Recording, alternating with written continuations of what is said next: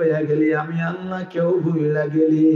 বান্দারে আমি আল্লাহ তোকে এত নিয়ামত দেওয়ার পরেও নাফরমানি শুরু করলি।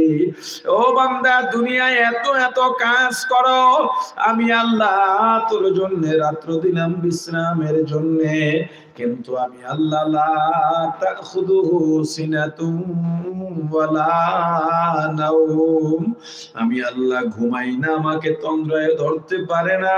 কেন জানিস? তুই যদি গভীর রাতে উঠে আমি আল্লাহকে আল্লাহ বলে ডাক দাস, ওরে বান্দা, আমি আল্লাহ যদি ঘুমায়া যাই তখন তোর ডাকে কে সাড়া দেবে বল?